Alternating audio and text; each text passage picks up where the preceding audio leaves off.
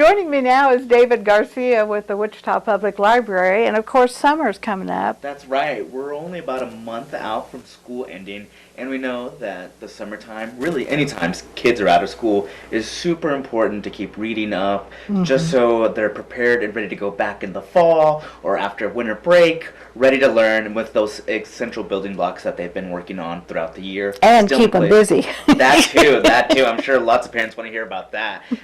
So we at the library always like to put on a concerted effort to really encourage families, especially the young ones, to keep up their reading, to really have a spark of that love of reading that continues on throughout life, but really in that moment help them out so they can return back in the fall ready to learn, ready to keep on advancing.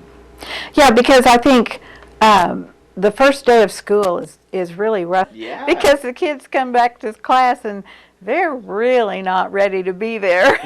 Yeah, no, it's quite often that we experience something called the summer slump, where some reading retention, some of those essential skills maybe falter a little bit. And I mean, it's no fault of the child, it's just not having that daily repetition, because we know at that age it's just so critically important to really keep a consistent schedule going. And so to kind of help out with that, we put on reading challenges throughout the summer and host a lot of activities and programs, events, free concerts to keep the kids entertained, like mom and dad want to hear about, but also to really focus on learning in a way that doesn't seem like it's through a traditional classroom environment, but is still super educational and really informative. You're sneaking it in on them. Exactly. They don't know they're learning, but they really are. And truly, that's the best way to play and engage with education. Well, kids learn through play anyway. I Yeah. mean, that's just a given. It's one of the essential ways to learn.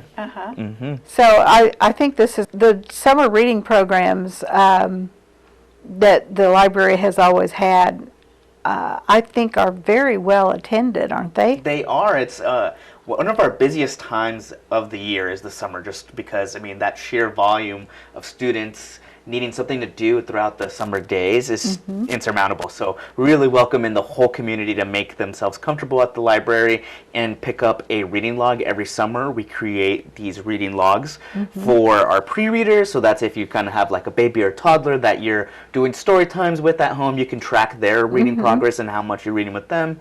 With kids, we really encourage them to come up with their own reading challenges for the summer or goals, just so they feel the incentive to do it and complete it, because they created that progress for them to achieve. And then same with the teens, we offer that up as well, where they can kind of come up with their own goals for the summer.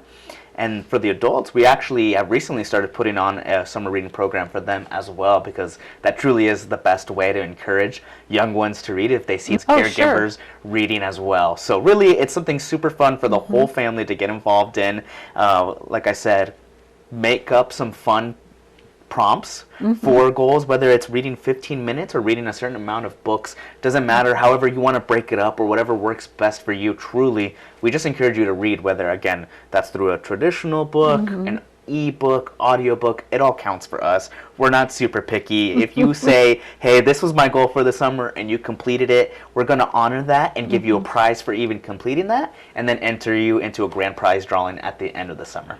And that's nice too, because everybody likes something for free. Exactly, yeah. We like to say that the personalization is a really big incentivizer for kids, but the prizes are probably the bigger one, and we know that, and that's why we have a lot of great local restaurants that we partner with to give out prizes. We also work with different attractions and museums like the zoo, Botanica, that sort of stuff, to offer a free. And we also work with some national companies like Shields to offer up gift cards and stuff like that, which the kids always go gangbusters for if they're the grand prize winner of that. Oh, yeah, because you got to have new shoes. Exactly. You want to go to the fall looking nice too, as much as your brain is filled with valuable information and learnings from your reading.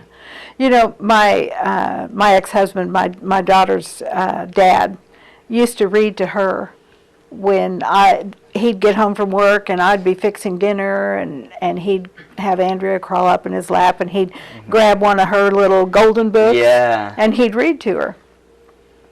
And that girl loves to read. She reads voraciously.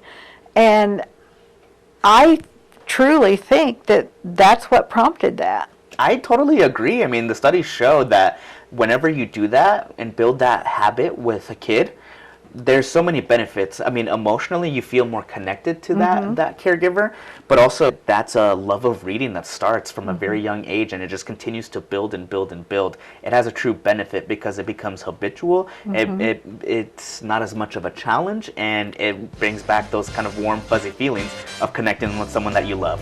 Well, it inspires their imaginations, and that's a wonderful thing. Definitely. There's endless opportunities and reasons to get involved with the summer reading program at the library, so please give us a visit and get started with us.